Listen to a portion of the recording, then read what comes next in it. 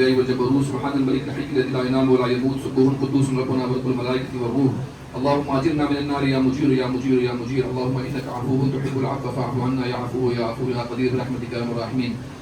بسم الله الرحمن الرحيم الحمد لله رب العالمين والعاقبة للمتقين والصلاة والسلام على سيد المرسلين وعلى امام الاولين والآخرين وعلى سيد الاولين والآخرين واصحابه اجمعین برحمتك یا ارحم الراحمین.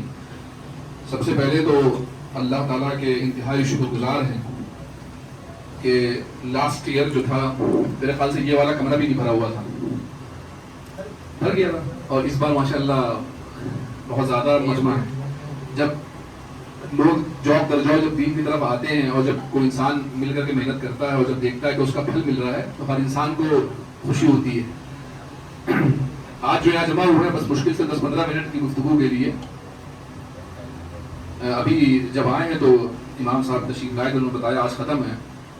ہمیں کچھ اندازہ نہیں تھا کہ آج ختم ہو گیا. سنیچر معمول نے شاید کہہ دیا سنیچر کو ختم ہے. بہرحال سب سے بڑی چیز یہ ہے کہ ہم لوگ یہاں جمع کیوں ہوئے ہیں, کیا وجہ ہے یہاں جو آج بیٹھے ہیں. کیوں بیٹا یہاں کیوں بیٹھے ہیں ہم لوگ؟ Why we are here? ماشاءاللہ ویری گڈ, اللہ کے لیے.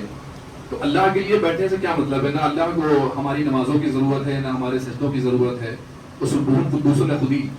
لیکن اللہ تعالیٰ ہم لوگوں کو یہاں اس لیے پسند فرماتا ہے, اس لیے خوش ہوتا ہے کہ ہم لوگ ایک دن دیکھے خدا کو, جس کو دیکھا نہیں ہم لوگوں نے, اس سے ہم لوگ اتنا ڈرتے ہیں, اس کو بس یہی پسند ہے اور وہ اس ادا سے راضی ہوتا ہے. تو آج جس موضوع پہ آپ سے بات کرنا چاہتے ہیں 10-15 منٹ کے لیے, وہ موضوع صرف یہ ہے کہ سورہ فاتحہ جو قرآن مجید میں ہم لوگ پڑھتے ہیں, اگر سورہ فاتحہ انسان بھول جائے تو نماز دہرانی پڑتی ہے. تو سورہ فاتحہ اتنی امپورٹنٹ ہے. سورہ فاتحہ میں ایک جگہ اللہ تعالیٰ ارشاد فرماتا ہے صراط الذین انعمت علیہم, تو اہدنا الصراط المستقیم, صراط الذین انعمت علیہم غیر المغضوب علیہم ولا الضالین آمین. تو اللہ تعالیٰ ارشاد فرماتا ہے اہدنا الصراط المستقیم, اور دن میں اگر ہم لوگ 5 نمازیں پڑھتے ہیں تو ہر رکعت میں یہ دعا پڑھنا ہے. تیسری رکعت میں جو جس میں جہری طور پہ ہم لوگ دوسری تلاوت نہیں کرتے, اس میں بھی سورہ فاتحہ مسٹ ہے. اور کچھ فقہ میں تو امام کے پیچھے جو لوگ نماز پڑھتے ہیں وہ بھی سورہ فاتحہ دہراتے ہیں.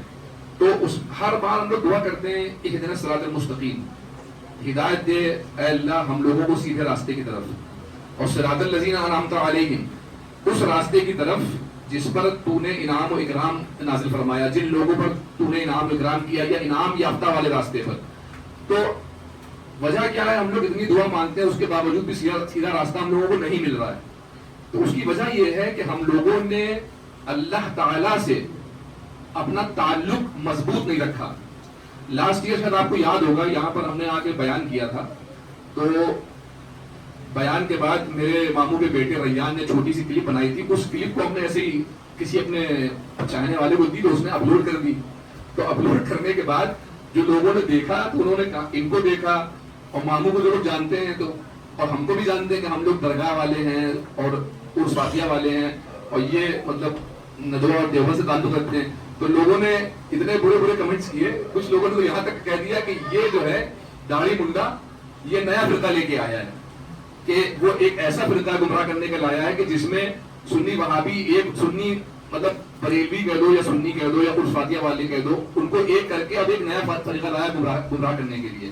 تو اب ہمارا جو معیار ہے وہ یہ ہو گیا ہے کہ جب ہم قرآن کی بات کرتے ہیں, مطلب دیکھیے اللہ کے رسول صلی اللہ تعالی علیہ وسلم کی محبت کے بنا نہ آپ کا سجدہ قبول ہے, نہ آپ کا روزہ قبول ہے, نہ آپ کی کوئی حسنات قبول ہے. اللہ اگر آپ کے دل میں اہل بیت پاک رسول اللہ اور رسول اللہ صلی اللہ علیہ وسلم کی محبت نہیں ہے. لیکن آج کا جو علمیہ ہے, جو آج کا جو لوگوں کا ایک معاشرے میں جو دماغ میں فتور بن چکا وہ یہ ہے کہ قرآن جیسی مقدس کتاب جس کو جبریل امین اللہ کی طرف سے رسول اللہ کے پاس لے کر کے آیا کرتے تھے, جب آپ اس کا ذکر کرتے ہیں لوگوں کے سامنے تو وہ آپ کو یہ کہتا ہے یہ گمراہ کر رہا ہے.